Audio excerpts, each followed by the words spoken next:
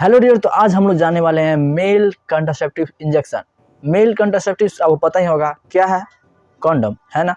तो mail contraceptive injection क्या है, कैसे वर्क करता है, कितना दिन में इसका असर दिखता है, कितना दिन इसका असर रहता है, एवरीथिंग जानने वाले हैं।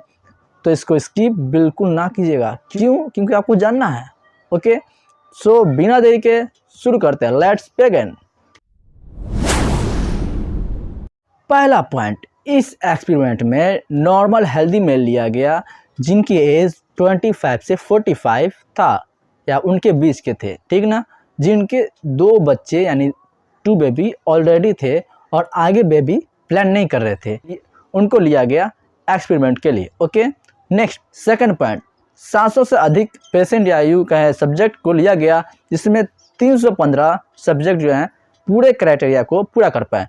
क्या क्या क्राइटेरिया थे आप जान लीजिए। ओके, पहला क्राइटेरिया, 2 बेबी आपके पास होना चाहिए और आप बेबी आगे प्लान नहीं कर रहे हैं, ठीक ना। सेकंड क्राइटेरिया, आप एक नॉर्मल हेल्दी पर्सन हो, ना आप स्मोकिंग कर रहे हो, ना आपका कोई लीवर डैमेज हो, कोई भी आप मतलब डैमेज ना हो, आप हेल्दी हो, ये क्राइटेरिया था, ठीक। थर्ड क्राइटेरिया, रेगुलर आपको चेकअप के लिए आना पड़ेगा। ओके, इसी तरह के और भी बहुत सारे क्राइटेरिया थे जो कि पूरा करना था, ठीक ना। इसी में आपको 700 से 315 बचे, ठीक ना, पूरा क्राइटेरिया पूरा करने में। नेक्स्ट पॉइंट, ऐसा नहीं है कि पहले मेल कंट्रासेप्टिव्स आए ही ना हो, आए थे, बहुत सारे आए, लेकिन फेज़ 1 फेज़ 2 में सब फेल हो गए। लेकिन ये जो मेल कंट्रासेप्टिव्स इंजेक्शन आए हैं, ये क्या है, फेज़ 3 तक पूरे कंप्लीट हो गए हैं, यानी कि कोई भी इसमें फॉल्ट देखने को नहीं मिला, सभी रिसर्च को पूरे कंप्लीट किए हैं। ओके, नेक्स्ट पॉइंट, ये जो मेल कंट्रासेप्टिव इंजेक्शन आया है, इसको देने पे कोई साइड इफेक्ट देखने को अभी तक नहीं मिला। ओके, नेक्स्ट पॉइंट, इस मेडिकल प्रोसेस के दौरान लोकल एनेस्थीसिया भी दिया जाता है। जब मेल कंट्रासेप्टिव इंजेक्शन दिया जाता है तो उससे पहले ये लोकल एनेस्थीसिया दिया जाता है। ओके, तो सबसे पहले हम लोग जान लेते हैं व्हाट इज पॉलीमर। क्यों? क्योंकि आगे पॉलीमर वर्ड आएगा।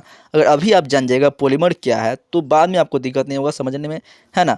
तो पॉलीमर क्या है? तो polymer is a long chain molecules that is formed from small molecules linking together. Poly means होता है मेनी, और पॉली क्या होता है? पॉलीमर बना होता है क्या? मोनोमर से। अब देखिए यहाँ पे आपको फिगर भी दिख रहा होगा, एक मिनट, वेट ब्रो वेट, यहाँ देखिए, बहुत सारे मोनोमर मिलके एक पॉलीमर का निर्माण करते हैं, है ना। तो अभी आपको समझ में आ गया कि पॉलीमर क्या है। नेक्स्ट फिगर देखते हैं।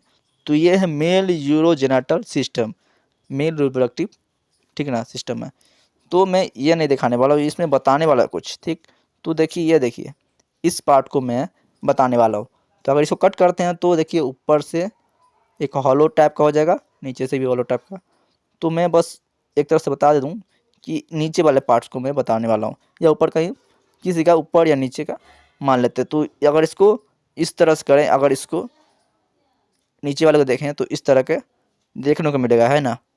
तो इसी को हम जानते हैं क्या है ये नीचे वाले पार्ट्स को, इसमें क्या मतलब है, क्या जानते हैं। चलिए देखिए, यहाँ पे उसी पार्ट्स को मैं दिखाने की कोशिश किया हूँ इसी तरह से। तो बीच वाले को लीमन कहते हैं, जो कि आगे वर्ड आएगा लीमन। तो लीमन क्या है वो भी देख लीजिए, ठीक ना, कि बाद में दिक्कत ना हो कि लीमन है क्या, कहाँ पाया जाता है। तो दिखा दिया कि इस पार्ट्स को लीमन कहते हैं, है ना, देख लीजिए, बाद में प्रॉब्लम ना हो। चलिए नेक्स्ट जानते हैं। तो डायग्रामेटिक द्वारा हम लोग देख रहे हैं कि किस तरह इसमें आपको देखिए 2 व्यूज़ दिखा रहा हूँ, ये फ्रंट व्यू है और ये साइड व्यू, जिससे आपको दिक्कत ना हो समझने में, है ना। तो इसमें क्या होता है कि वास्ट डिफरेंस आपको दिखा दूँ, वास्ट डिफरेंस कहाँ है, तो ये वाला है ना वास्ट डिफरेंस, इसको बाहर निकाल कर मेल कंट्रासेप्टिव इंजेक्शन दिया जाता है। वहीं वैसेक्टोमी में क्या किया जाता है तो वो भी जान लेते हैं, ठीक ना। तो जैसा कि आपको पता है कि मेल में वैसेक्टोमी होता है जिसमें कट कर दिया जाता है वास्ट डिफरेंस को और उस पार्ट को बांध दिया जाता है काट कर, ठीक। तो उसी तरह ट्यूबेक्टोमी होता है जिसमें फ्लैपेंट या ओविडक्ट को फीमेल में काट कर हटा दिया जाता है और उसे बांध दिया जाता है ना। तो जिससे क्या होता है, प्रेग्नेंट नहीं हो पाती फीमेल, ऐसा होता है। तो वैसेक्टोमी में हम जान गए कि क्या होता है कि एक छोटा सा पीस सेमिनल वेसिकल का काट के निकाल दिया जाता है और उसे बांध दिया जाता है ना। लेकिन इसमें जो होता है क्या होता है, डायरेक्ट वास्ट डिफरेंस में इंजेक्शन दिया जाता है और वह पॉलीमर ल्यूमन के अंदर जाकर अपना काम करता है। तो आपको ल्यूमन के बारे में तो पता चल चुका होगा कि ल्यूमन क्या है। तो अब ल्यूमन को बताने की ज़रूरत नहीं है ना, क्योंकि वो वास्ट डिफरेंस का जो खाली जगह हॉलो स्पेस है उसे ल्यूमन कहते हैं। अब तो जान गए आप। ओके, तो ये नेक्स्ट सवाल आता है कि हाउ इट इज़ वर्क, कैसे काम करता है। तो ये बेसिकली बायोएक्टिव पॉलीमर है, ठीक ना।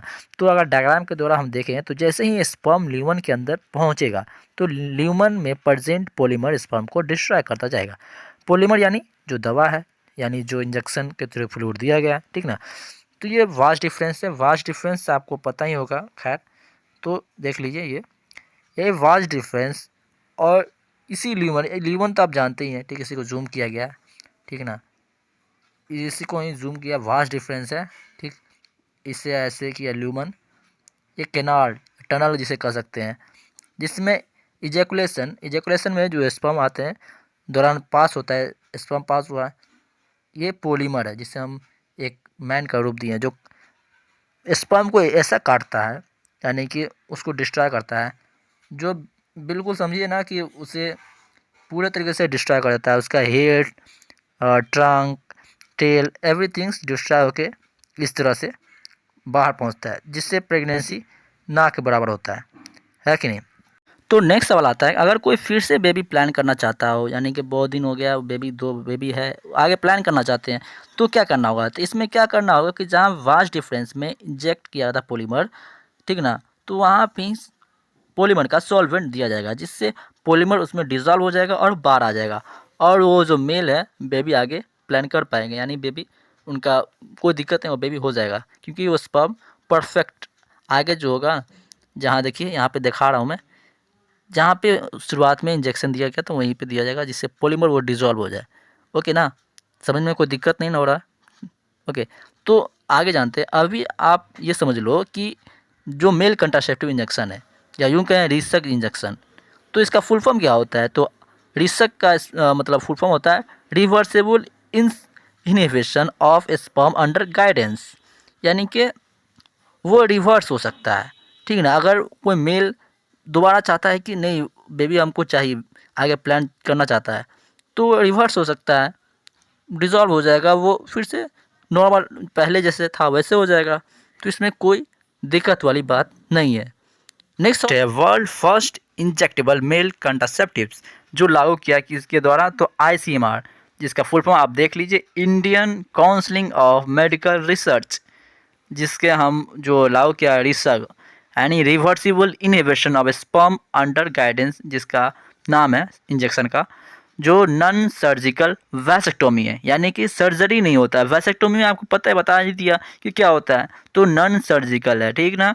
तो अब देखिए नेक्स्ट पॉइंट क्या है दिखाया जा रहा है, तो अप्रोक्स 30 ईयर, यानी 13 साल तक इसका कोई साइड इफेक्ट नहीं देखने को मिलेगा।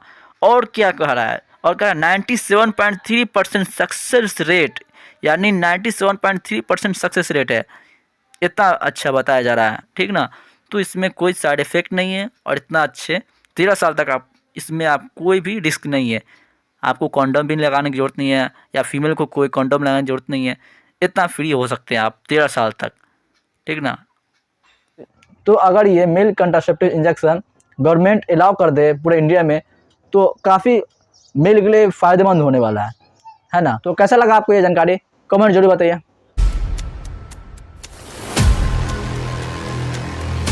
Thanks for watching guys.